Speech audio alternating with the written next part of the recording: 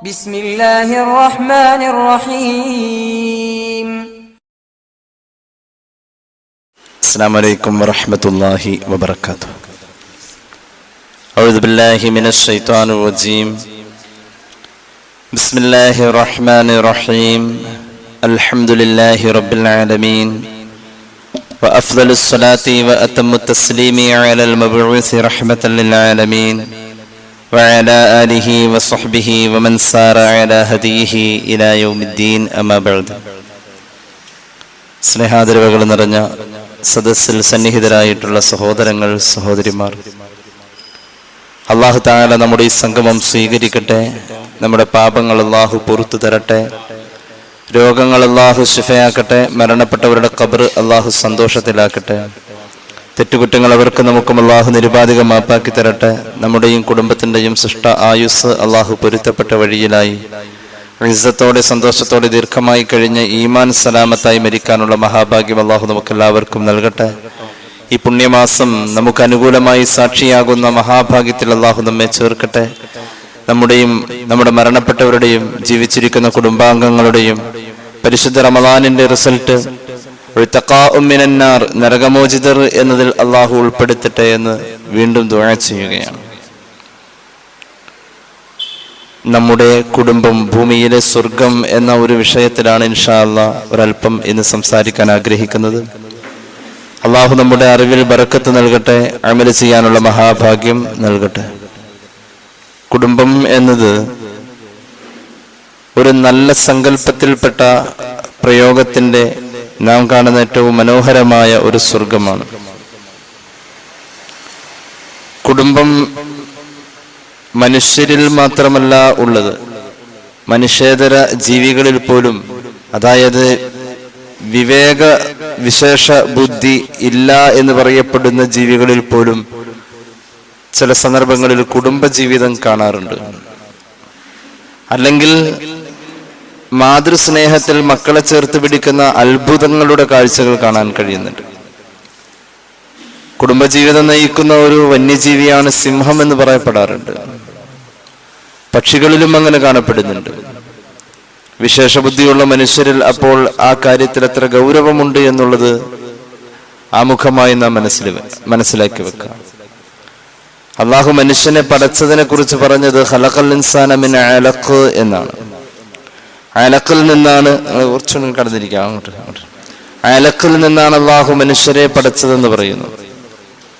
അലഖ് എന്നാൽ ആ വാക്കിനർത്ഥം തന്നെ ബന്ധപ്പെട്ട് നിൽക്കുന്നത്, കെട്ടിയിടപ്പെട്ടത് എന്നൊക്കെ പറയേണ്ടി വരും. മനുഷ്യ ജീവിതത്തിൽ അങ്ങനെ ബന്ധങ്ങൾ വേണമെന്നതാണ് ആ പ്രയോഗത്തിൽ തന്നെ അള്ളാഹു വെച്ചിരിക്കുന്ന ലക്ഷ്യം. അലഖിൽ നിന്നാണ്, ബന്ധങ്ങളിൽ നിന്നാണ് മനുഷ്യനെ പടച്ചത്. കയ്യിൽ ഒട്ടിപ്പിടിക്കുന്ന ചെളി എന്നതിനർത്ഥമുണ്ട്, രക്തപിണ്ഡമെന്നും അർത്ഥമുണ്ട്. പക്ഷേ ഏതായാലും ഒരു കണക്ഷൻ നിർബന്ധമാക്കുന്ന എന്തോ ഒന്ന് അതിനെ അലഖ് എന്ന് പറയും, ബന്ധത്തിന് അലഖ് എന്ന് പറയും. ഈ രീതിയിൽ മനുഷ്യനെ പടച്ചത് അലഖിൽ നിന്നാണ്, ബന്ധത്തിൽ നിന്നാണെന്ന് പരസ്പര ബന്ധത്തെ അനിവാര്യമാക്കി തന്നെ പഞ്ചസൂക്തത്തിൽ തന്നെ അള്ളാഹു ആദ്യത്തിൽ സൂചിപ്പിച്ചു. മനുഷ്യർ ബന്ധങ്ങളുടെ ഉപാസകനാണ്, ബന്ധം നിർബന്ധമായവനാണ്.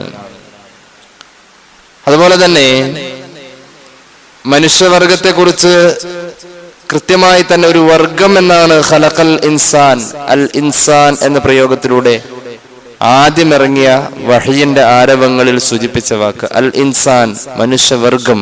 ജിൻസിന്റെ അലിഫ്ലാം എന്ന് പറയും. മനുഷ്യവർഗം എന്നാണ് അൽ ഇൻസാൻ എന്നതിന്റെ അർത്ഥം. ഒറ്റ വാക്കിൽ പറഞ്ഞാൽ ആദ്യത്തെ അധ്യാപനങ്ങൾ തന്നെ കുടുംബത്തിലേക്ക് സൂചന വന്നു കഴിഞ്ഞു. കുടുംബം എങ്ങനെയാണ്? ഇസ്ലാം പഠിപ്പിക്കുന്ന കുടുംബം 4 തരത്തിലാണ്.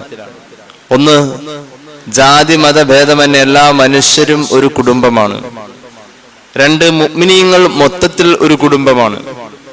3, ഒരു തറവാട്ട് പേരിൽ അറിയപ്പെടുന്ന കൂട്ടുകുടുംബക്കാർ, അല്ലെങ്കിൽ വിവാഹബന്ധത്തിലൂടെയുള്ള കൂട്ടുകുടുംബക്കാർ, അങ്ങനെ ഒരു കുടുംബമാണ്. പിന്നെ 4ാമത് കാണുന്നത് നമ്മുടെ വീടിന്റെ ചുമരിന്റെ അകത്തുള്ള അങ്ങനെ ഒരു കുടുംബം. ഇങ്ങനെ 4 തരത്തിൽ കുടുംബത്തെ ഇസ്ലാമിക അധ്യാപനങ്ങളിൽ നമുക്ക് തരംതിരിക്കാൻ കഴിയും. വേഗം പറഞ്ഞു പോരാം. മനുഷ്യവർഗം കുടുംബമാണ് എന്ന ഒന്നാമത്തെ തലം അള്ളാഹുവിന്റെ ഖുർആൻ പറഞ്ഞത്, യാ അയ്യുഹന്നാസ് ഇന്നാ ഖലഖനാകും മിൻ ദക്കരിൻ വ ഉൻസാ വജഅൽനാകും ശുഉബൻ വഖബായില ലിതആറഫൂ എന്നാണ്.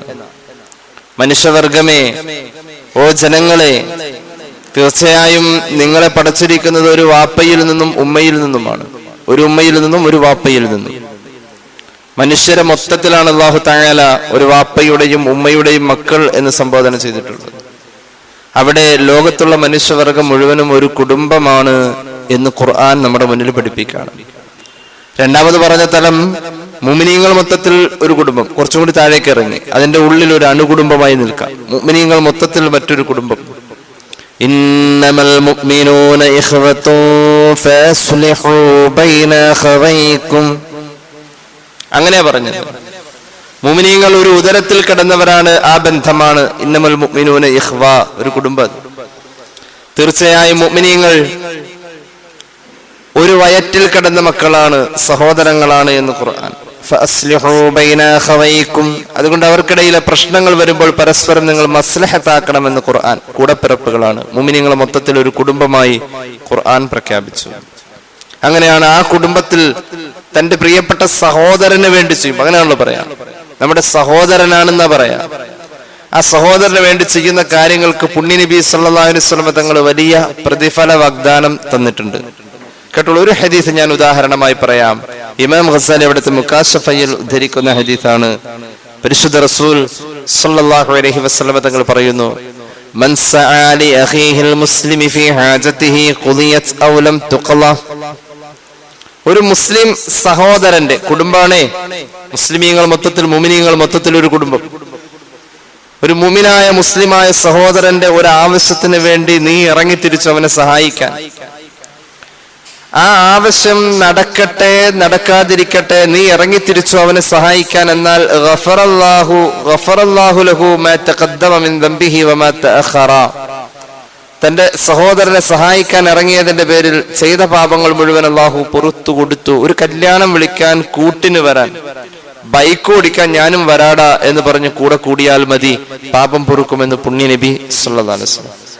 മാത്രവുമല്ല, വകതബ ലഹു ബറാഅത്തൈനി, 2 തരത്തിലുള്ള മോചനം അല്ലാഹു അവന്റെ ഏടിൽ തീർച്ചപ്പെടുത്തി കഴിഞ്ഞു. ഒരു മോചനം നരകമോചനമാണ്. 2ാമത്തെ മോചനം, ഒരിക്കലും ഈ കൂട്ടുകാരനെ സഹായിക്കാൻ പോയവൻ മുനാഫിഖാവില്ലെന്ന് പരിശുദ്ധ റസൂൽ സല്ലല്ലാഹു അലൈഹി വസല്ലം. കപടവിശ്വാസത്തിൽ നിന്നുള്ള മോചനവും നരകത്തിൽ നിന്നുള്ള മോചനവും കൂട്ടുകാരനെ സഹായിക്കാൻ പോയ കൂട്ടുകാരൻ അല്ലാഹു തീർച്ചപ്പെടുത്തി എന്ന് ഇമാം ഗസാലിയുടെ മുകാശഫയിൽ ഹദീസ് സയ്യിദുനാ റസൂലുള്ളാഹി സ്വല്ലല്ലാഹു അലൈഹി വസല്ലം. അല്ലാഹു തരട്ടെ. പലപ്പോഴും പലരെ സഹായിക്കാൻ നമ്മൾ കൂടിയിട്ടുണ്ട്. യഥാർത്ഥത്തിൽ അങ്ങനെ ഒരു കൂടുന്ന ഒരു കൂടല് പണ്ടൊക്കെ ഉണ്ടായിരുന്നു. ഒരു ഉദാഹരണം, ഒരു കല്യാണം വന്ന ഇല വെട്ടാൻ വേണ്ടിയിട്ട് 2-3 ദിവസം മുമ്പ്, ഇങ്ങനെ ഓഡിറ്റോറിയ സൗകര്യങ്ങളൊക്കെ വരുന്നതിന് മുമ്പ് ഒരു കല്യാണം കൂടൽ അങ്ങനെയായിരുന്നു.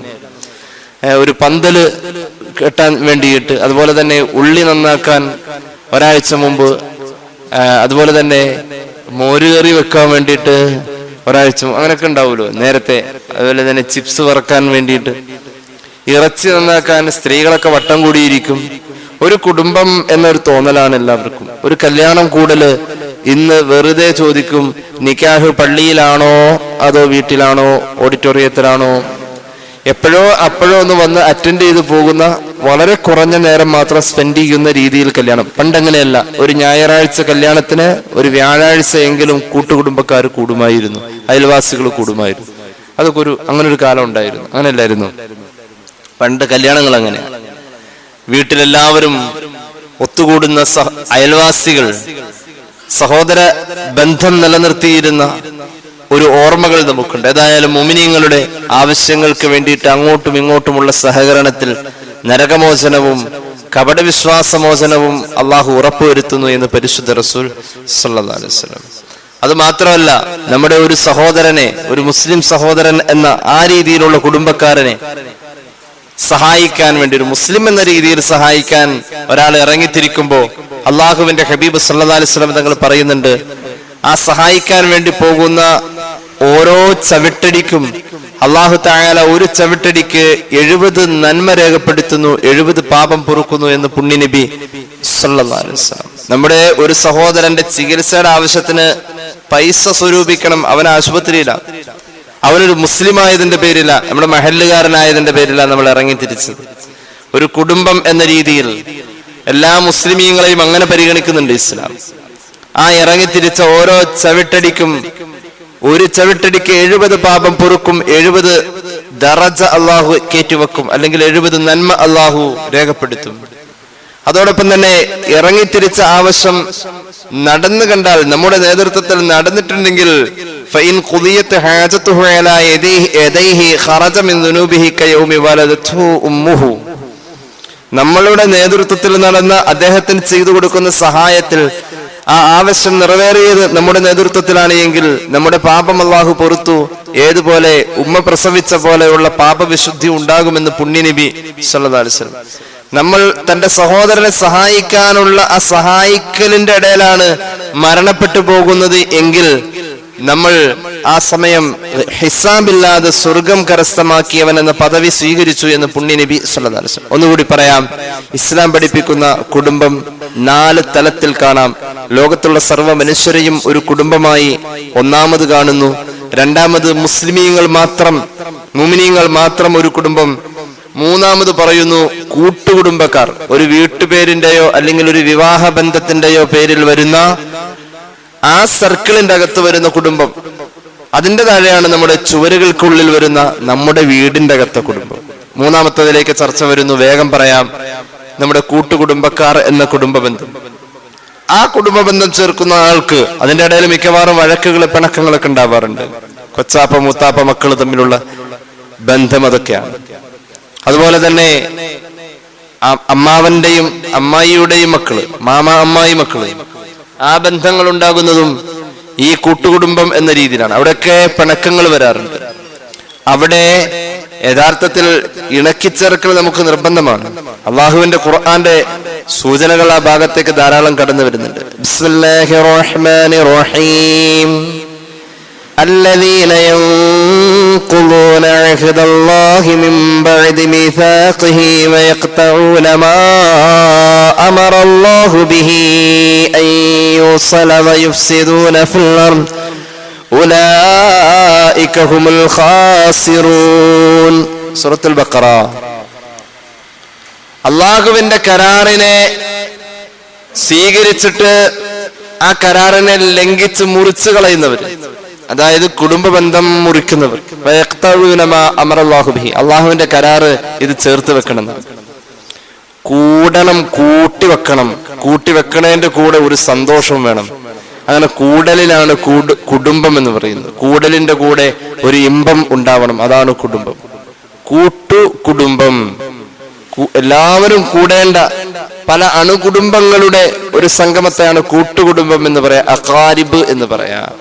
ഖരീബ് അടുത്തവൻ, അഖാരിബ് അടുത്ത ബന്ധുക്കൾ, അങ്ങനെ പല ഖരീബുകൾ കൂടുമ്പോഴാണ് അഖാരിബാകുന്നത്. കുടുംബം പലത് കൂടുമ്പോഴാണ് കൂട്ടുകുടുംബം, കുടുംബങ്ങളുടെ ഒരു കൂട്ടമാകുന്നത്. യഥാർത്ഥത്തിൽ അതിന്റെ ഇടയിൽ പല പ്രശ്നങ്ങൾ വരാറുണ്ട്. കുടുംബ സംഗമങ്ങൾ നടക്കാറുണ്ട്. കുടുംബസംഗമം ഞങ്ങളുടെ നാട്ടിലൊക്കെ അത് സജീവമായിട്ടുണ്ട്. എന്തുകൊണ്ട്? ഈ കുടുംബക്കാരിൽ ധനികരുടെ സമ്പത്തിന്റെ സക്കാത്തിന്റെ ഒരു വിഹിതം ആ കുടുംബക്കാരൻ അർഹതപ്പെട്ടതുണ്ട് എന്ന് ബോധ്യപ്പെടുത്തി കൊടുക്കാനായിരുന്നു ഒരു സമയത്ത് അതിന്റെ ഒരു ശ്രമം നടന്നിട്ടുള്ളത്. അത് പരിപൂർണമായും വിജയിക്കുകയും ചെയ്തിട്ടുണ്ട് ചില കുടുംബങ്ങൾ.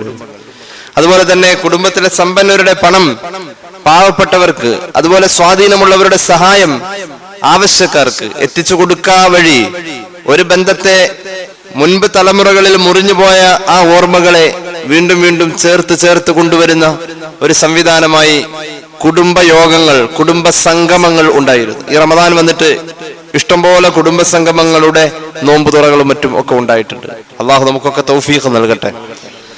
അതുകൊണ്ട് ഹബീബായ നബി കരീം സല്ലല്ലാഹു അലൈഹി വസല്ലം തങ്ങൾ പറഞ്ഞു, അള്ളാഹു ഏറ്റവും കൂടുതൽ ഇഷ്ടപ്പെടുന്ന ഒരു നടന്നുപോകലുണ്ട്. അള്ളാഹുവിന് ഏറ്റവും ഇഷ്ടമുള്ള നടന്നുപോകൽ 2 എണ്ണാണ്.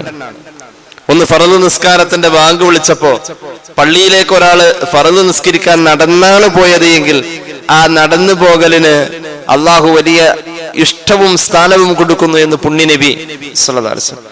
രണ്ടാമത്തെ ഒരു നടന്നു പോകൽ അള്ളാഹുവിന് വലിയ ഇഷ്ടം. അതായത് രണ്ടാമത്തെ യാത്ര അള്ളാഹു ഇഷ്ടപ്പെടുന്നത് താൻ പോണ വഴിയിലാണ് ഒരു മൂത്താപ്പാടെ മോള് അവിടെ കെട്ടിച്ചു വിട്ടത്. അന്ന് ആ കല്യാണം കൂടെ പോയതല്ല, പിന്നെ പോയിട്ടില്ല. അവിടെ കേറല്, ഒരു കൊച്ചാപ്പായുടെ മകൻ അല്ലെങ്കിൽ ആങ്ങളയുടെ മോൻ, ഇങ്ങനെയൊക്കെയുള്ള കൂട്ടുകുടുംബ ബന്ധങ്ങൾക്ക് സ്ഥാനം കൊടുത്തിട്ട് ആ വീട്ടിലേക്ക് ഒരു യാത്ര നമ്മൾ നടത്തുന്നു. എന്റെ പൊന്നു ഉസ്താദെ, പൊതി വാങ്ങണം, എന്താ വില? അത് പൊതിയൊക്കെ പൊതി പിന്നെ തഹാബു തഹാദു എന്നാണ് പുണ്യ നബി സല്ലല്ലാഹു അലൈഹി വസല്ലം. ഹദിയ കൊടുക്കുക പരസ്പരം അങ്ങോട്ടും ഇങ്ങോട്ടും, അതുവഴി സ്നേഹം വർദ്ധിക്കുമെന്ന് പുണ്യ നബി സല്ലല്ലാഹു അലൈഹി വസല്ലം. സ്നേഹവും വേണം, ഹദിയയും വേണം, രണ്ടും വേണം. പൊതി വാങ്ങലൊക്കെ കൂലിയുള്ള കാര്യമാണ്. ഏതു ആകട്ടെ, കൂട്ടുകുടുംബക്കാരനെ സന്ദർശിക്കാൻ വേണ്ടിയിട്ടുള്ള യാത്ര അള്ളാഹു ഏറ്റവും ഇഷ്ടപ്പെട്ട രണ്ടാമത്തെ യാത്ര എന്ന് പുണ്യ നബി സല്ലല്ലാഹു അലൈഹി വസല്ലം. അങ്ങനെയല്ല ഏതൊരു കാര്യത്തിനും. സദഖ കൊടുക്കുമ്പോൾ സ്വഹീഹ് ഇമാം തുർമുദി അവിടുത്തെ ജാമിഉൽ ഉദ്ധരിക്കുന്ന സദഖത്തു അലാ മിസ്കീൻ സദഖ. മഹാനായ അനസ് തങ്ങൾ പറയാണ്, അള്ളാഹുവിന്റെ ഹബീബ് പറഞ്ഞതായി ഞാൻ കേട്ടിട്ടുണ്ട്, അസ്സദഖത്തു അലാ മിസ്കീനിൻ സദഖ. ഒരു മിസ്കീനായ മനുഷ്യൻ നമ്മുടെ കുടുംബക്കാരനല്ല, അയാൾക്ക് നമ്മൾ ഒരു സദഖ കൊടുത്താൽ സദഖയുടെ കൂലിയുണ്ട്, സദഖയുടെ വലിയ കൂലി കിട്ടും. അതേ സദഖ നമ്മുടെ കുടുംബത്തിലെ ഒരു മിസ്കീനായ മനുഷ്യനാണ് ചൊല്ലുന്നത് എങ്കിൽ ഇരട്ടിക്കൂലി എന്ന് സയ്യിദുനാ റസൂലുള്ളാഹി. ഒന്നാമത്തെ കൂലി സദഖയുടെ കൂലി തന്നെ. രണ്ടാമത്തേത് വസില, കുടുംബ ബന്ധം ചേർക്കണം. ഇത് ചേർന്നിരിക്കണം. ചേർത്ത് വെച്ചാലേ ഇത് ചേരുകയുള്ളൂ. ഇതിന്റെ അടിസ്ഥാന സ്വഭാവം ചേരാതിരിക്കലാണ്. ഇനി ചേരുന്നോടത്ത് ചേർച്ച വിടിക്കാൻ വേണ്ടി ഒരു മൂപ്പര് ഓടി നടക്കുന്നുണ്ട്. കാരണം ഈ ചേർച്ച വിട്ടാൽ സ്വർഗം ഇല്ല എന്ന് പുണ്യ നബി. ലാ യദ്ഖുലുൽ ജന്നത ഖാതിഉ റഹിം, സ്വഹീഹുൽ ബുഖാരി. ഈ ചേർച്ച വിട്ടുപോയാൽ സ്വർഗത്തിലേക്ക് പോവില്ലെന്ന് പുണ്യ നബി സല്ലല്ലാഹു അലൈഹി വസല്ലം. അങ്ങനെയാണ്. അപ്പൊ ഈ ചേരൽ ഇടക്കിടക്ക് വേണം. എങ്ങനെയൊക്കെ നമുക്ക് കുടുംബബന്ധം ചേർക്കാം? ഞാൻ വേഗം പറയാം. അഹ്മദ് സമർഖന്ദി രേഖപ്പെടുത്തുന്നതായി കാണാം. എങ്ങനെയൊക്കെ കുടുംബബന്ധം ചേർക്കുക? ഇദാ കാന ലക ഖരീബുൻ ഫലം തംശി ഇലൈഹി ബിരിജ്ലിക. കേട്ടോ, നിനക്കൊരു കുടുംബക്കാരനുണ്ട്, നിന്റെ മഹല്ലിൽ തന്നെയാണ്, അങ്ങോട്ട് നീ ഒന്ന് പോയതേ ഇല്ല. അങ്ങനെ ഉണ്ട്. പെരുന്നാളിലെ ചില സന്ദർശനങ്ങളുണ്ട്. പെരുന്നാളാവുമ്പോ ഒരു സന്ദർശനം, പെരുന്നാൾ നിസ്കാരം കഴിഞ്ഞിട്ട് ഒരു കറങ്ങലുണ്ട്. നിന്റെ കുടുംബക്കാരൻ നിന്റെ മഹല്ലിലുണ്ടായി, നീ ഒരു വട്ടം പോലും അങ്ങോട്ട് പോയതേ ഇല്ല. നീ പോവാൻ നിനക്ക് നേരമില്ല. എന്നാൽ വലം തുഴ്ത്തിഹി മിൻ മാലിക, നിന്റെ വക എന്തെങ്കിലും ആ നോമ്പ് വന്നപ്പോ ഒരു 500 രൂപ ഒരു കവറിലിട്ട് അങ്ങ് കൊടുത്തു വെച്ചു. അല്ലെങ്കിൽ നീ ഒരുപാട് കിറ്റ് കൊടുത്തവനാ. അല്ലെങ്കിൽ പലയിടത്തും കിറ്റ് കിട്ടിയപ്പോ നിനക്ക് 2 എണ്ണം കൂടുതൽ കിട്ടിയപ്പോ നീ 1 എണ്ണം കൂടി ചോദിച്ചു വാങ്ങി അവിടേക്കൊന്ന് കൊടുക്കാൻ വേണ്ടിട്ട്. നീ എന്തെങ്കിലും ഒന്ന് കൊടുത്തയച്ചതുമില്ല, നീ പോയതുമില്ല. ഒന്നുകിൽ നീ പോകണം, അല്ലെങ്കിൽ എന്തെങ്കിലും ഒന്ന് കൊടുത്തയക്കണം. ഒന്നുകിൽ നീ പോകണം, അല്ലെങ്കിൽ നീ കൊടുത്തയക്കണം. ഇത് രണ്ടും സംഭവിച്ചിട്ടില്ല. യഥാർത്ഥത്തിൽ വഴക്കോ പിണക്കോ തെറ്റോ അനാവശ്യമൊന്നും അങ്ങോട്ടും ഇങ്ങോട്ടും പറഞ്ഞിട്ടില്ല. ഒരു പ്രശ്നങ്ങളും നിങ്ങൾ തമ്മിലില്ല. പക്ഷേ നീ ഇടക്കിടക്ക് പോയിട്ടില്ല, അതാണ് ഒരു പ്രശ്നം. അവനതിന്റെ പേരിൽ വിരോധ വിഷമമൊന്നുമില്ല കേട്ടോ. തിരക്കാണ്, അങ്ങനെ പറയാം, തിരക്കായത് കൊണ്ട് പോയില്ല. മാത്രവുമല്ല നീ ഒന്നും കൊടുത്തയച്ചതുമില്ല. ഇത് രണ്ടും സംഭവിച്ചിട്ടില്ലെങ്കിൽ ആ കുടുംബബന്ധം നീ മുറിച്ചവൻ എന്ന് മഹാന്മാർ രേഖപ്പെടുത്താണ്. പഠിച്ചവനതിന് വഴക്കിടണ്ട.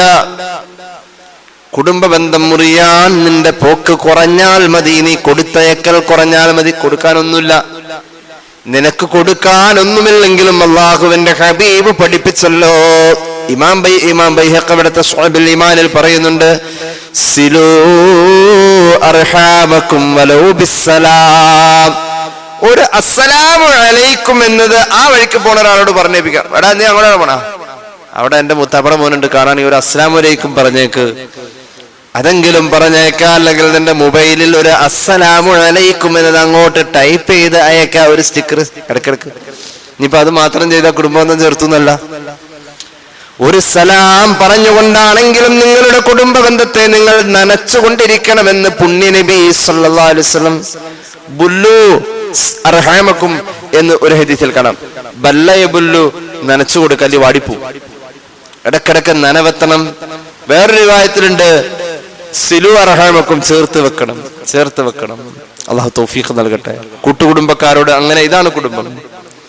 അള്ളാഹുവിന്റെ ഹബീബ് പറഞ്ഞു, ലാ യദ്ഖുലുൽ ജന്നത ഖാതിഉൻ, സ്വഹീഹുൽ ബുഖാരി, സ്വഹീഹു മുസ്ലിം. കുടുംബബന്ധം മുറിച്ചു കളഞ്ഞവൻ സ്വർഗത്തിലേക്കില്ലെന്ന് സയ്യിദുനാ റസൂലുള്ളാഹി. കുടുംബബന്ധം മുറിച്ചവൻ വന്നിരുന്ന ആമീൻ പറഞ്ഞാൽ ആ സദസ്സിൽ ദുആക്ക് ഇജാബത്തില്ല.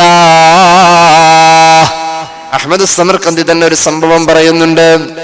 അള്ളാഹുവിന്റെ ഹബീബ് സല്ലല്ലാഹു അലൈഹി വസല്ലം തങ്ങൾ കാര്യഗൗരവമായ ഒരു ദുആയിലേക്ക് പോവുകയാണ്. ആ സമയത്ത് സദസ്സിൽ കുടുംബത്തെക്കുറിച്ചും കുടുംബ ബന്ധങ്ങളെക്കുറിച്ചുമാണ് പറഞ്ഞത്. ഇനി ദുആ ചെയ്യാൻ പോവുകയാണ്. ആ സമയം ഹബീബായ നബി തങ്ങളുടെ ഉദ്ബോധനത്തിലുണ്ടായിരുന്നു, കുടുംബ ബന്ധം മുറിച്ചവർ ആരെങ്കിലും ഈ സദസ്സിലിരുന്നാൽ അവർ ആമീൻ പറയുന്ന ദുആക്ക് ഇജാബത്തില്ലെന്ന് സയ്യിദുനാ റസൂലുള്ളാഹി. ഇനി ഇതേ ദുആ തുടങ്ങാൻ പോവാ. വഅദ് കഴിഞ്ഞു, ദുആ തുടങ്ങാൻ പോവാ. അപ്പോഴുണ്ട് ഫഖാമ റജുലുൻ മിൻ അദ്നൽ മജ്ലിസി. സദസ്സിന്റെ ഒരറ്റത്ത് നിന്നും ഒരു സ്വഹാബി സഹോദരൻ എഴുന്നേറ്റ് നിന്നു. അദ്ദേഹം ഈ ദുആ തുടങ്ങുന്നതിന്റെ തൊട്ട് മുമ്പുള്ളതിന്റെ ആമുഖ കാര്യങ്ങളിൽ അദ്ദേഹം എഴുന്നേറ്റിട്ട് അദ്ദേഹം വീട്ടിലേക്ക് ഓടി. കുറച്ചു കഴിഞ്ഞ് അദ്ദേഹം തിരിച്ചു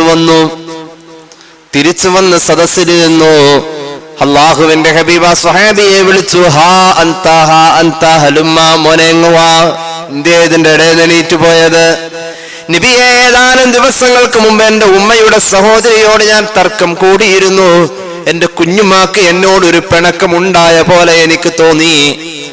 ഞാൻ അങ്ങയുടെ പ്രോജ്വലമായ വാക്കുകളിൽ അത് ഓർത്തു വന്നപ്പോ ഞാൻ മുഖേന ഈ സദസ്സിന്റെ ദുആ നഷ്ടപ്പെടേണ്ട നബിയേ, എന്റെ പ്രിയപ്പെട്ട കുഞ്ഞുമാനെ കൊണ്ട് ഞാൻ പൊരുത്തപ്പെടിക്കാൻ പോയതാണെന്ന് പറഞ്ഞപ്പോ അള്ളാഹുവിന്റെ ഹബീബ സ്വഹാബിയെ ചേർത്ത് പിടിച്ച് പ്രശംസിച്ചു എന്നുള്ളതാണ്. അങ്ങനെയാ വേണ്ടത്. ആ സലാത്തിന്റെ ദുആ ഇറക്കാൻ വേണ്ടി ഉസ്താദ് ഇങ്ങനെ എല്ലാം റെഡിയായ കുൽഹുവല്ലൊക്കെ ഓതി തുടങ്ങുമ്പോ ആ വഴക്കിട്ട ആൾക്കാരൊക്കെ ആ വാക്കക്കട ഇറങ്ങി പോയ ബാക്കിയുള്ളവർക്ക് ആ ദുആ കിട്ടുമെന്ന് ആ പറഞ്ഞതിനർത്ഥം. അല്ലാതെ സ്വലാത്ത് ഹൽക്കയില് ദുആ ഇരുന്നിട്ട് ഉത്തരവില്ലാന്ന് പറഞ്ഞ് പള്ളിയിലെ ഉസ്താദിനെ ചീത്ത പറഞ്ഞിട്ട് കാര്യമില്ല. കാരണം ഈ ആമീൻ പഠിക്കുന്ന ആളെ കൂടി പരിഗണിച്ചിട്ടാണ്. ഇത് കുടുംബബന്ധം മുറിച്ച ആളാണെങ്കിൽ അല്ലാഹു പിന്നെ ദുആക്ക് ഇജാബത്തില്ല, ആ ദുആ പരിഗണിക്കില്ലെന്ന്. അള്ളാഹു കാത്ത് രക്ഷിക്കട്ടെ. എന്താണ് ഈ പറഞ്ഞ ചെറിയ കാര്യമാണോ? കുടുംബം എന്ന് പറഞ്ഞാൽ ഇസ്ലാം ഒരുക്കുന്ന പശ്ചാത്തലം അങ്ങനെയാണ്. ലോകത്തുള്ള മനുഷ്യരെ മുഴുവനും ഒരു കുടുംബം, അതിൽ മതമില്ല, എല്ലാവരും കുടുംബം. നിന്റെ അയൽവക്കത്തെ സഹോദരൻ എന്ന് പറഞ്ഞുകൊടുത്ത് മതം പറഞ്ഞിട്ടില്ല. പിന്നെ പറഞ്ഞു നിന്റെ പിന്നെ എല്ലാ മുഅ്മിനീങ്ങളും കുടുംബം. പിന്നെ നിന്റെ വീട്ടുപേരിന്റെ അല്ലെങ്കിൽ കെട്ടുബന്ധത്തിന്റെ ആ സർക്കിളിൽ വരുന്ന കുടുംബം. ഇനി മൂന്നെണ്ണം കഴിഞ്ഞ് നാലാമത് പറയാണ് നമ്മുടെ വീടിന്റെ അകത്തുള്ള കുടുംബം. അവിടെ തന്നെ ശരിയല്ല. വീടിന്റെ അകത്തുള്ള കുടുംബത്തിൽ നമ്മൾ പരിഗണന തുടങ്ങണം. ഒന്നാമത് പരിഗണിക്കേണ്ടത് പ്രസവിച്ചവളുടെ വയറിന്റെ നൊമ്പരത്തെ ചൂട് തന്ന് വളർത്തിയ പിതാവിന്റെ താല്പര്യത്തെ. അവിടെ നാ തുടങ്ങുന്നത്. വീടിന്റെ അകത്തേക്ക് കയറി എന്താ ഈ ബന്ധങ്ങളിൽ നിന്ന് സംഭവിക്കുന്നത്? ഒരു മകൻ കല്യാണം കഴിച്ചു കഴിഞ്ഞാൽ പിന്നെ ആ വീട്ടില് അതിനു മുമ്പുണ്ടായ സന്തോഷങ്ങൾ ചിലപ്പോ ഉണ്ടായി തുടർന്ന് പോകലൊരിത്തിരി പ്രയാസ. കാരണം പരസ്പരം ഈഗോ വർക്ക് ചെയ്യും. അവിടെ ഉമ്മയും വാപ്പയും അമിതമായി ഇടപെടുന്ന ചില സാഹചര്യങ്ങൾ കയറി വരാറുണ്ട്. ഒരു അല്പം അഡ്ജസ്റ്റ് ചെയ്യണം. ഉമ്മയെയും വാപ്പയെയും പരിഗണിക്കാതെ മക്കൾ വലുതായി എന്നൊരു തോന്നലിൽ സ്വയം തീരുമാനിക്കലും കടന്നു വരാറുണ്ട്. ഒരല്പം പരിഗണിക്കണം. മരുമകളുടെ ഏതോ അകന്ന കുടുംബത്തിൽ ഒരു ആവശ്യം നടക്കുമ്പോ അവിടേക്ക് ഈ മരുമകളെയും പുതിയ മരുമോനെയും ക്ഷണിക്കുമ്പോ ആ മരുമകൻ എന്നുള്ള പരിഗണനയിൽ അദ്ദേഹം ഒരു മകൻ തന്നെയാണല്ലോ. അദ്ദേഹത്തിന്റെ വാപ്പയും ഉമ്മയും താമസിക്കുന്ന വീട്ടിൽ നിന്ന് തന്റെ മോളും മരുമോനും ഇറങ്ങി വരുമ്പോ ഒരു വാക്ക് ആ വാപ്പാനോടും ഉമ്മാനോടും പറയല്, ആ ക്ഷണം അവിടെയും ഒന്ന് അറിയിക്കല്, അതും ഒരു മര്യാദയാണ്. അത് ആ കാരണവന്മാരും അത് ബഹുമാനിക്കലാണ്.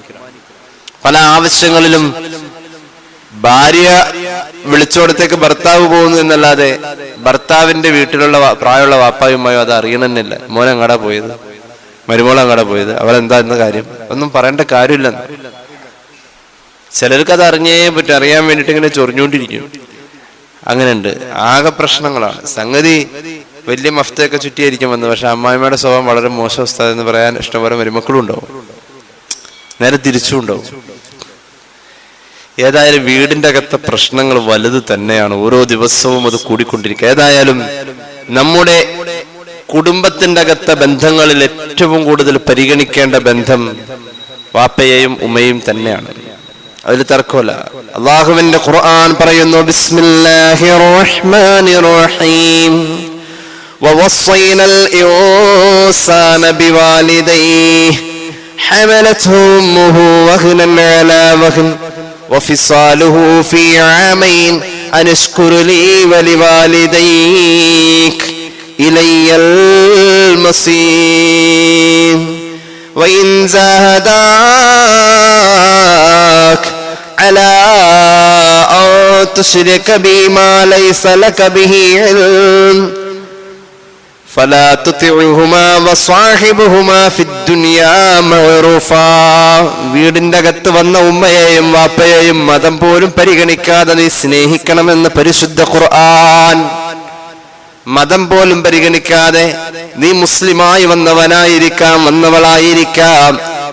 നിന്റെ വാപ്പയും ഉമ്മയും ആ മതത്തിൽ നിന്നും തിരിച്ചു പോന്നിട്ടില്ല, അവർ പഴയ മതത്തിലുള്ളവരായെന്നാലും റമദാൻ വരുമ്പോൾ ഒന്ന് പരിഗണിക്കാം.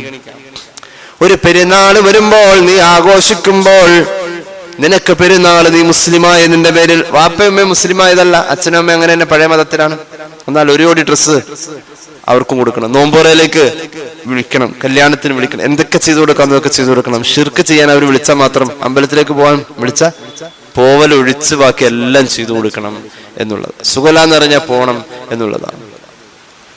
അല്ലാഹുവിന്റെ ഖുർആൻ പറയുന്നു,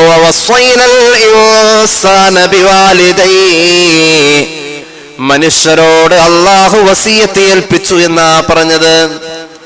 വസിയത്ത് എന്നതൊരു സാധാരണ വർത്തമാനമല്ല, വസിയത്ത് എന്നത് ഒരാൾ മരിക്കാൻ നേരം പറയുന്ന കാര്യങ്ങളാ വസിയത്ത്.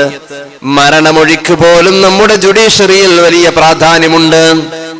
ഒരാളുടെ മരണമൊഴി എന്നതിനാ വസിയത്ത് ചേർത്ത് പറയാ. അത്ര പ്രാധാന്യത്തിൽ നിന്നെ ഏൽപ്പിക്കാണ് അല്ലാഹു. എന്താണ് നിന്നെ ഏൽപ്പിച്ചതെന്നറിയുമോ? ബിവാലിദൈ, വാപ്പായെയും ഉമ്മായെയും നീ നോക്കണേ, വാപ്പാനും ഉമ്മാനെ നോക്കണേ എന്നാണ് ഏൽപ്പിച്ചത്. അല്ലാഹു വസിയത്ത് പ്രാധാന്യത്തിൽ ഏൽപ്പിച്ച് നിന്റെ വാപ്പയെ നോക്കണേ, നിന്റെ ഉമ്മയെ നോക്കണേ. അവർ ജീവിച്ചിരിക്കുമ്പോൾ മാത്രമല്ല, നീ ജീവിച്ചിരിക്കുന്ന കാലത്തോളം അവർ മരിച്ചാലും അവർക്കുള്ളതും നീ കൃത്യമായി എത്തിക്കണേ എന്ന് പരിശുദ്ധ റസൂൽ. വാപ്പയെയും ഉമ്മയെയും ഒരുമിച്ച് പറഞ്ഞു. ഇനി കേട്ടോളൂ ഈ ആയത്തിന്റെ രസകരമായ അവതരണം.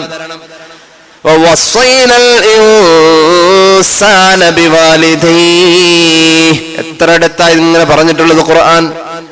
മാതാപിതാക്കൾക്ക് നിങ്ങൾ ഗുണം ചെയ്യണേ, നല്ലത് ചെയ്യണേ എന്ന് പറഞ്ഞിട്ട് ഇനി പറയുന്നത് കണ്ടോളൂ. ഹമലത്ഹു ഉമ്മുഹു വഹ്നൻ അലാ വഹ്ൻ.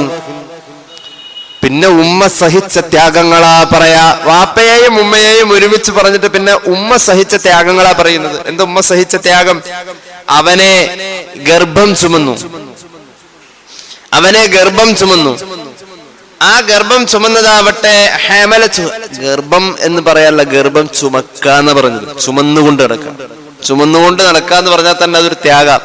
ഞാൻ പറയട്ടെ, 2 കിലോ പഞ്ചസാര മേടിച്ചിട്ട് ഒരാള് എസ്സംപുരത്ത് നിങ്ങൾ നടന്നു വരാന്ന് പറയുന്നത് ത്യാഗം തന്നെ. അത് ചുമന്നുകൊണ്ട് വരണം. 2 കിലോ പഞ്ചസാര, അത് പഞ്ചസാരയൊക്കെ പോട്ടെ, ചില കല്യാണത്തിന് പോയിട്ട് വയറ് നിറഞ്ഞാൽ തന്നെ നമുക്ക് ഇരിക്കാനും പറ്റില്ല, കിടക്കാനും പറ്റില്ല. കല്യാണത്തിന് പോയിട്ട് വയറ് നിറയാന്ന് പറഞ്ഞാൽ മനസ്സിലായില്ലേ? ഒരു 12 മണിയോടടുത്ത് ആ ആദ്യത്തെ ട്രിപ്പ് കഴിഞ്ഞിട്ട് ഇറങ്ങിയിട്ട് പല്ലിന്റെ ഇടയും കുത്തി പോണ പോക്ക് കണ്ട നമുക്കറിയാം. ആ പോണ പോക്കിൽ ലോഹറും പോയി, അസറും പോയി, ഒക്കെ പോയി. കാരണം അമ്മാതിരി ക്ഷീണമായിരിക്കും. ഈ വയറിങ്ങനെ നിറഞ്ഞ ആ മനുഷ്യന് പിന്നെ കിടക്കാനും പറ്റില്ല, ഇരിക്കാനും പറ്റില്ല. അതല്ല പറഞ്ഞത്, അതൊരു 2 മണിക്കൂർ കഴിഞ്ഞാൽ അത് അങ്ങോട്ട് പോകും. ഒരു 15 മിനിറ്റ് കഴിഞ്ഞ ഒരു ആശ്വാസം കിട്ടിയത് അതല്ലേ. ഇത് 15 മിനിറ്റ് കഴിഞ്ഞപ്പോ ആ കഴിഞ്ഞ 15 മിനിറ്റ് പോലെ അല്ല, പിന്നെ അടുത്ത 15 മിനിറ്റില് അതിന്റെ ഇരട്ടിയാ വരുന്നത്. ഉമ്മ ചുമന്നുകൊണ്ട് നടന്നു. പ്രയാസത്തിന്റെ മേൽ പിന്നെയും പ്രയാസമായ ഉമ്മ വഹിച്ചത്. 2.5 മാസമുള്ള ഒരു കുഞ്ഞിന്റെ വളർച്ച എന്നത് ഗ്രാമുകളിൽ നിന്നും കിലോയിലേക്ക് എത്താൻ അത് അടുത്തുകൊണ്ടിരിക്ക. 5-ാം മാസത്തിലേക്ക് എത്തിയപ്പോൾ ആ 2.5 മാസത്തിന്റെ ഇരട്ടിയായിപ്പോൾ വയറ്റിലുള്ളത്. ആദ്യത്തെ 2.5 മാസത്തിന്റെ അനക്കമില്ലാതെ കിടന്നുവെന്ന് വെച്ചോളൂ. എന്നാൽ പിന്നെ വന്ന 2.5 മാസത്തിൻ്റെത്, അതായത് 5 മാസം പൂർത്തിയായപ്പോൾ അതൊരു ചലനമുള്ളതായി മാറി. ചവിട്ടലായി, കുത്തലായി. 7.5 മാസത്തിൽ ഒന്ന് ഉറങ്ങി കണ്ണടച്ച് വരുമ്പോഴേക്കും വയറ്റിൽ കിടന്നവന്റെ കാലുകൊണ്ട് തത്തിക്കളിക്കുന്നത് പുറത്തു നിന്ന് തന്നെ കാണാൻ കഴിയും. അല്ലാഹുവേ, ആ സമയം ഭർത്താവ് അതറിയുന്നില്ല. എങ്ങാനും ഒരു ബെഡ്റൂമിൽ ഭർത്താവിന് അങ്ങനെ അനുഭവം ഉണ്ടായ പേടിയാവാന്ന് പറഞ്ഞ് മാറിക്കും ഒരു പക്ഷെ. കാരണം എന്താ, മൂപ്പർക്ക് അത്രേ പറ്റുള്ളൂ. അത്രേ പറ്റുള്ളൂ. കുട്ടി കരഞ്ഞു കഴിഞ്ഞാൽ ഫൈനൽ സ്റ്റേജ് ഉമ്മ തന്നെയാണ് അതിനെ ആശ്വസിപ്പിക്കല്. ഉമ്മയുടെ കയ്യ് ആ കുട്ടിയുടെ ശരീരത്തിലൊന്ന് വീണ ആ കയ്യ് എന്തൊരു ഇമ്പമാറുന്ന താളമിടും. അത് വാപ്പയുടെ കൈ. വാപ്പ 10 മിനിറ്റ് കൂടുതൽ കൊച്ചു കരഞ്ഞ വാപ്പ അത് എടുത്തുകൊണ്ട് പോകാൻ പറയും. അതിനപ്പുറത്തേക്ക് വാപ്പാക്ക് കഴിയില്ല. എന്തേ? അതുകൊണ്ടാണ് അതിനെ വാപ്പ എന്ന് പറയുന്നത്. അത് ഉമ്മാക്കാൻ പറ്റുള്ളൂ. മിണ്ടി തുടങ്ങാൻ ശ്രമിക്കുന്ന പിൻസീളം ചുണ്ടിന്മേൽ അമ്മിഞ്ഞ പാലോടൊപ്പം അമ്മ എന്നുള്ള 2 അക്ഷരമല്ലയോ സമ്മേളിച്ചിടുന്നതൊന്നാമതായി. അമ്മ, ഉമ്മ രണ്ടും ഹറക്കത്താണ്. അലിഫിന് ലമ്മും ഹറക്കത്താണ്, ഫത്ഹും ഹറക്കത്താണ്. ഒരേ പ്രാധാന്യം രണ്ടും. അമ്മയായാലും ഉമ്മയായാലും എങ്ങനെയാ ഒരു മനുഷ്യന്റെ ഏറ്റവും ആരോഗ്യം കുറഞ്ഞ് ഉപയോഗിക്കാൻ പറ്റുന്ന ഒരു ഉച്ചാരണമാണ് അമ്മ അല്ലെങ്കിൽ ഉമ്മ. സ്വാഭാവികമായും നിങ്ങളൊക്കെ ഇപ്പൊ എന്റെ മുമ്പിൽ ഇരിക്കുന്നുണ്ട്. എല്ലാവരും ഇരിക്കണം. നിങ്ങളുടെ ഇരിപ്പ് കണ്ടാരായിരിക്കും നിങ്ങൾക്കൊക്കെ നോമ്പുണ്ടെന്ന്. ശരിയല്ലേ? നോമ്പില്ലേ? എല്ലാവർക്കും നോമ്പുണ്ട്. എല്ലാവരും ഇങ്ങനെ ഇരിക്കുമ്പോൾ ചുണ്ട് കൂട്ടി പിടിച്ചായിരിക്കാം അല്ലേ? അതൊരു സ്വാഭാവികത. അതിനുവേണ്ടി പ്രത്യേകം നിങ്ങൾ എനർജി എടുക്കണ്ട. ചുണ്ട് കൂട്ടി പിടിച്ചായിരിക്കാം. ഇനി തുറക്കാനോ? നമ്മൾ തുറന്നാൽ ഏത് സമയത്തും പെട്ടെന്ന് പുറത്തേക്ക് വരുന്ന നിഷ്പ്രയാസം ഉച്ചരിക്കുന്ന ഒരു ഉച്ചാരണമാണ് അകാരം. അകാരം ചുണ്ട് കൂട്ടുക എന്നതിന്റെ ഒരു സ്വാഭാവികമായ ഒരു അടിസ്ഥാനപരമായ ഒരു രീതിയാണ് ചുണ്ട് കൂട്ടിപ്പിടിക്കുക എന്നുള്ളതാണ്. അങ്ങനെയാണ്. സുക്കൂത്താണ് ഒരു മനുഷ്യൻ ഏറ്റവും കൂടുതൽ അവലംബിക്കേണ്ടത്, മിണ്ടാതിരിക്കുന്നത്. അങ്ങനെയെങ്കിൽ ചുണ്ട് കൂടിയിരിക്കണം. സ്വാഭാവികമാണ്. ഒരു വൈകാരിക രംഗത്ത് ആദ്യം വിളിച്ചു പോകും അമ്മ അല്ലെങ്കിൽ അമ്മോ ഉമ്മോ വിളിച്ചു പോകും. എന്തുകൊണ്ടാ?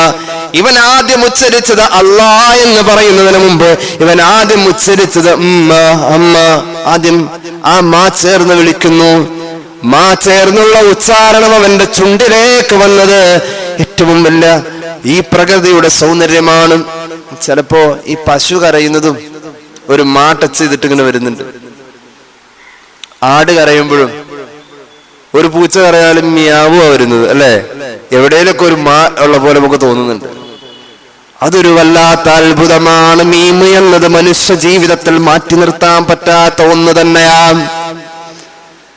ഒരു മനുഷ്യ ജീവിതത്തിന്റെ മാറ്റി നിർത്താൻ പറ്റാത്ത പ്രധാന ഘടകമാണ് മീമ്. മനുഷ്യൻ എന്ന് ഏത് ഭാഷയിൽ പറഞ്ഞാലും അതിൽ മീമുണ്ട്. ഉദാഹരണം, മനുഷ്യൻ മലയാളത്തില് മ, അറബിയിലും മർ എന്ന അറബിയില് മർ എന്ന് പറയും മനുഷ്യൻ. മാണ്ട്. ഇംഗ്ലീഷിൽ എന്താ പറയാ? MAN, മാൻ. ഇനി അതിന്റെ പെണ്ണാണെങ്കിലോ വുമൺ. അവിടെയൊക്കെ മാണ്ട്. ഹിന്ദിയിലേക്ക് വരുമ്പോ, ഉറുദുവിലേക്ക് വരുമ്പോൾ ആത്മീ, തമിഴിലേക്ക് വരുമ്പോൾ മനിതൻ, സംസ്കൃതം മർത്യൻ. എവിടെയായില്ലാത്തത്? മീമെന്ന് പറയുന്ന ഒരു അഭേദ്യ ബന്ധം ഒരു മനുഷ്യന് അള്ളാഹുവിന്റെ ഹബീബിനോടുണ്ട്. എന്തുകൊണ്ട്? റൂഹുള്ള എല്ലാവരുടെയും റൂഹി പിതാ മുഹമ്മദ് മുസ്തഫ. ആ പേര് തന്നെ 3 മീമിന്റെ സംഗമ കേന്ദ്രമാണ് മുഹമ്മദ് സല്ലല്ലാഹു അലൈഹി വസല്ലം. അമ്മ എന്ന് പറയാനും ഉമ്മ എന്ന് പറയാനും മീമ് കടന്നു വരികയാണ്. പ്രയാസത്തിന്റെ മേൽ പ്രയാസമായ അവൾ നിന്നെ വഹിച്ചത്, ചുമന്നത്. എന്നിട്ടോ അവൾ ഒരു പ്രസവം നടത്തി. അതെന്തൊരു പ്രസവമാണ് നിനക്കറിയുമോ? ആ നേരത്തെ ആ ശരീരത്തിൽ അതിനു മുമ്പ് വരാത്ത ഒരു വിയർപ്പ് അന്ന് വന്നതാ. നമ്മുടെ ശരീരം വല്ലാതെ വിയർക്കും. എപ്പോഴാ? എല്ലാ ഗ്രന്ഥികളും എപ്പോഴാ വിയർക്കുക? ഒരു കട്ടൻ ചായ കുടിച്ചാ നമ്മൾ വിയർക്കും. ഒന്ന് ഉണരുമ്പോഴാ. കട്ടൻ ചായ കുടിച്ചു ഉണർന്നു. ഒരു ഉണർവിന് കട്ടൻ ചായ കുടിച്ചാൽ ഉണർവില് വിയർക്കുമെങ്കിൽ ആ ശരീരം അന്ന് ഉണരുന്ന പോലെ ആ ശരീരം അതിനു മുമ്പ് ഉണർന്നിട്ടില്ല.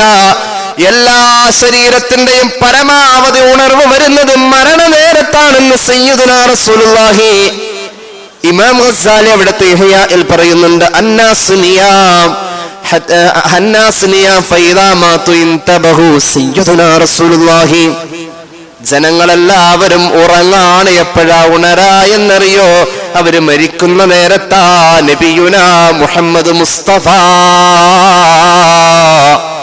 സല്ലല്ലാഹു അലാ മുഹമ്മദ് മരണനേരത്ത് ഉണരും.